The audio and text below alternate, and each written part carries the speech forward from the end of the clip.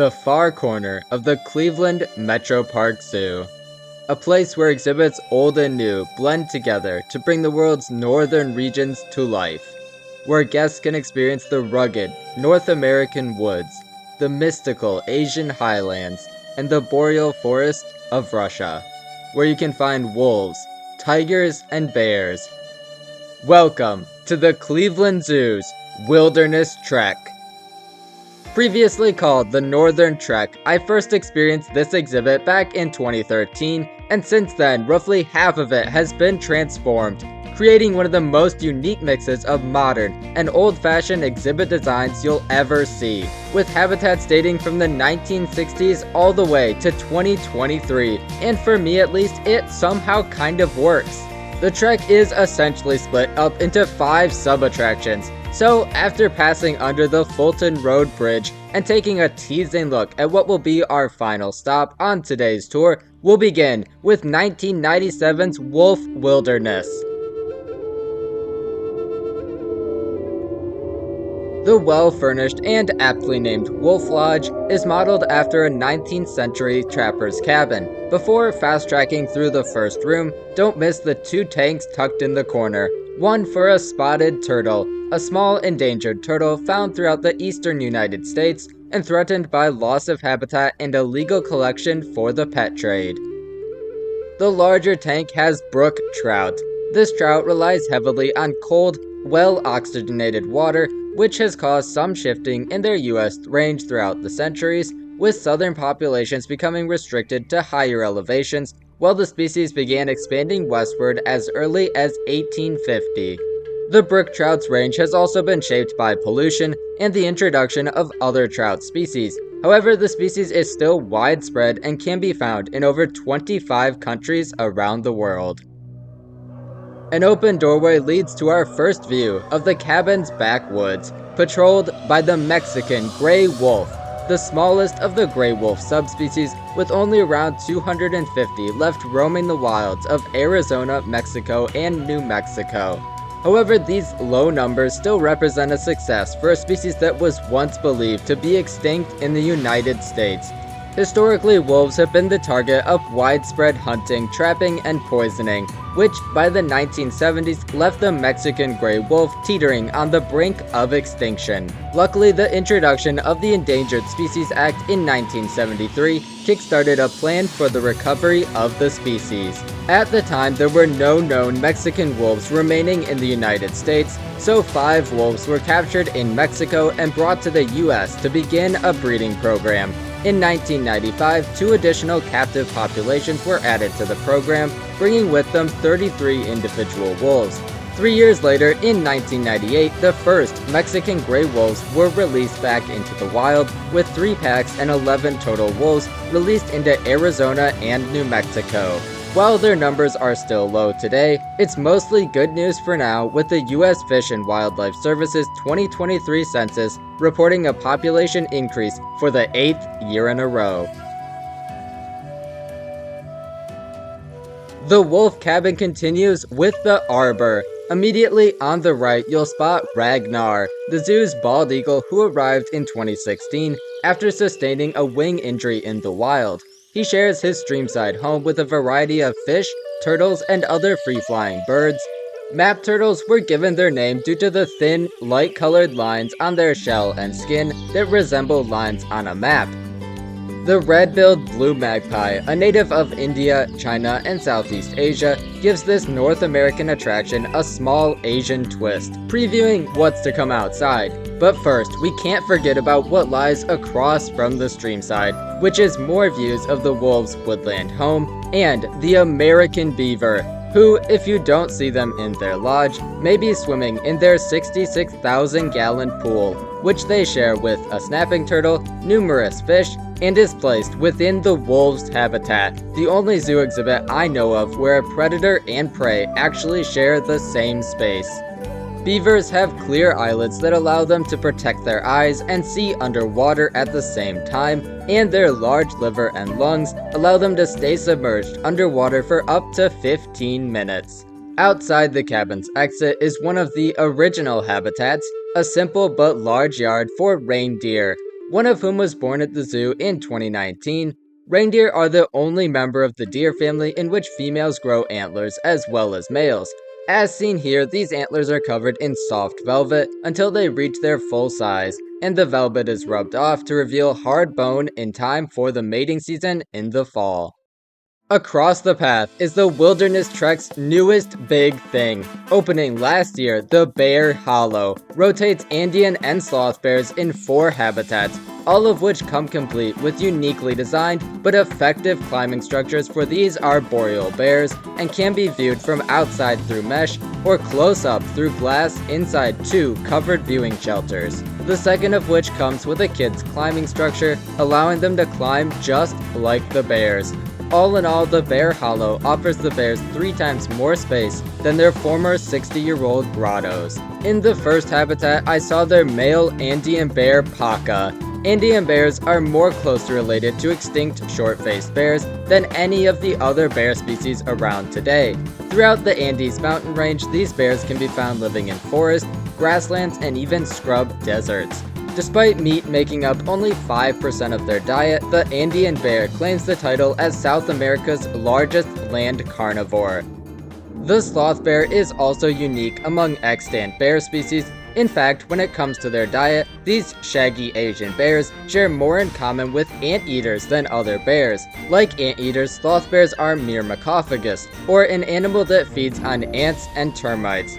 While feeding on these little creepy crawlies, sloth bears make loud huffing and sucking noises that can be heard from over 300 feet away. Cleveland is home to breeding pair Shiva and Balawat, who in 2019 welcomed the first sloth bear cub born at the zoo in 30 years. However, you'll usually find the pair inhabiting separate habitats, since sloth bears are mostly solitary and come together only for mating.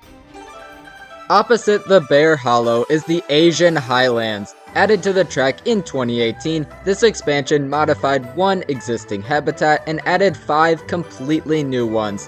While the exhibits take a more functional approach, it's the theming that helps elevate this complex to the next level. It begins with the renovated former camel yard, now home to the mythical Sichuan takin. Though it is sometimes referred to as a goat antelope, since it shares characteristics with both, the takin is actually more closely related to sheep.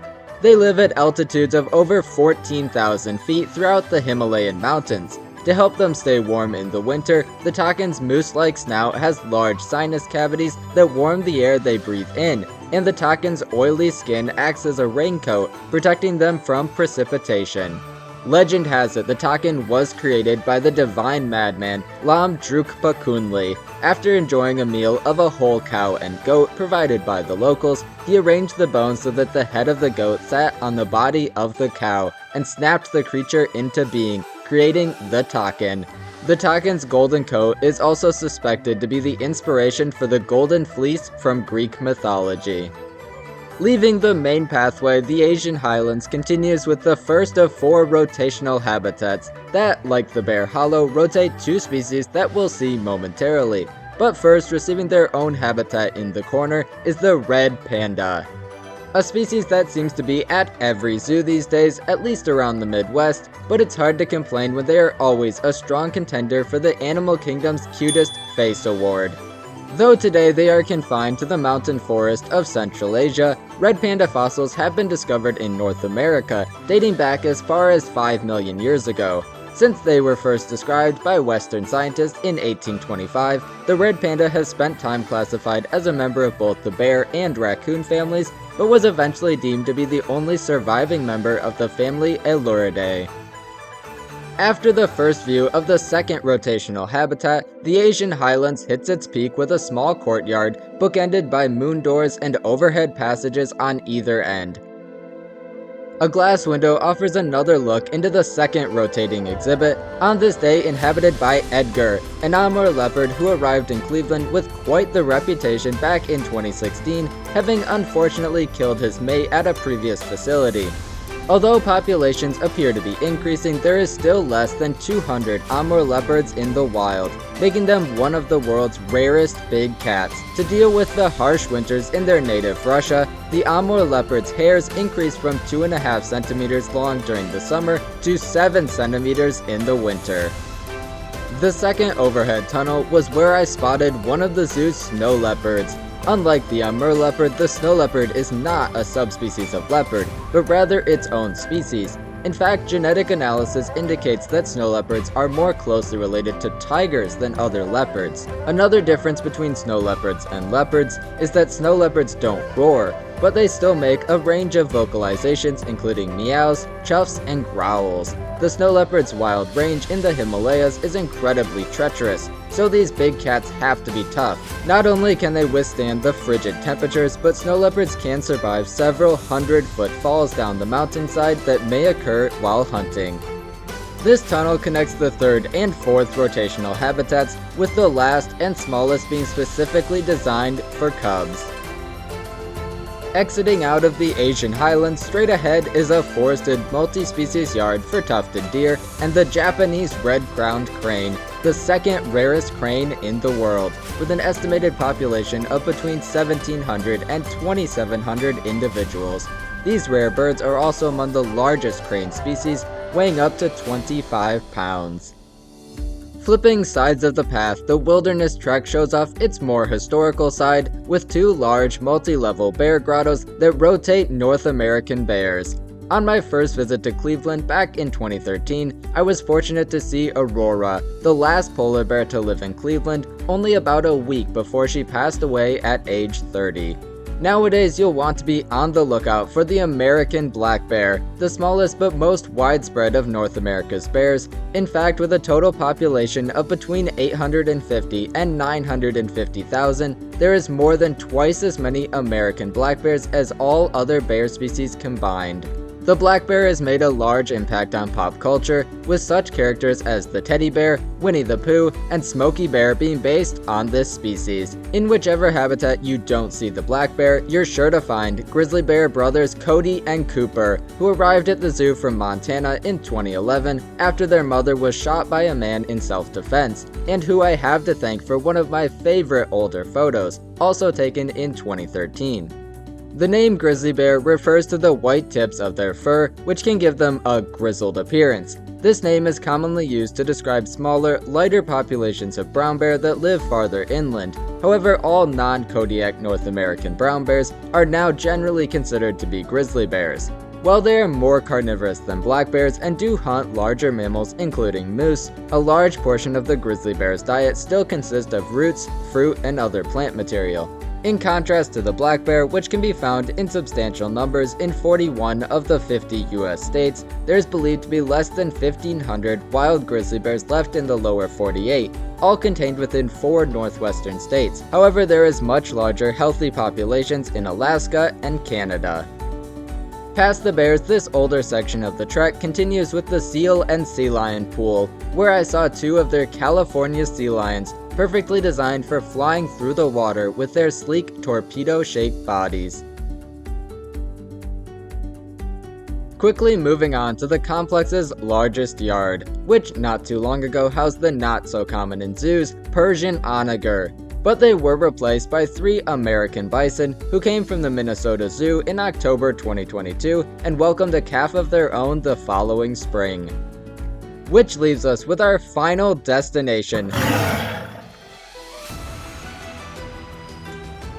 The Roseborough Tiger Passage opened in 2016, offering the zoo's tigers 5 times the space of their former grottos, with 4 brand new habitats complete with shallow pools and heated rocks, and connected by 2 overhead passageways, offering the tigers the opportunity to move between exhibits while giving visitors a spectacular viewing experience. This complex is currently home to 4 endangered Amur tigers, male Hector, female Zoya, and their 2 8-month-old cubs Sergey and Mila. This is the pair's second litter of cubs together in Cleveland. In 2021, I had the opportunity to see Luke and Anya, the first tiger cubs born in Cleveland in over 20 years. This pair was raised alongside Indra, a female Malayan tiger cub from the Tulsa Zoo, after all 3 cubs had been rejected by their mothers. Zoya is being a better mom this time around, although I did find her enjoying a nap in one of the overhead tunnels away from her playful cubs.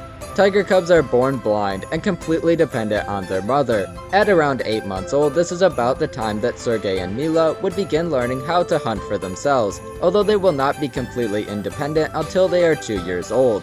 As you can clearly see, unlike most cats, tigers are quite at home in the water, often wading in to cool off on hot summer days. While all tigers love water, only the Amur tiger is equipped to thrive in the deep snow and cold winters of their native Far East Russia. Russia's indigenous people view the tiger as a spirit protector of the forest, who keeps nature in balance. Despite what I said on a recent tour, the Amur tiger has been downgraded from critically endangered to endangered. Although there is only around 500 Amur tigers in the wild, like the Mexican wolf, this actually represents a remarkable recovery from the 20 to 30 individual Amur tigers that were left in the 1940s. The Wilderness Trek is a perfect example of how an exhibit can transition into the modern day, replacing exhibits that were revolutionary in their own right for their era, with new, state-of-the-art designs, all while maintaining the same goal of inspiring the public to care about wildlife by bringing people closer to animals than ever before. Thank you for watching.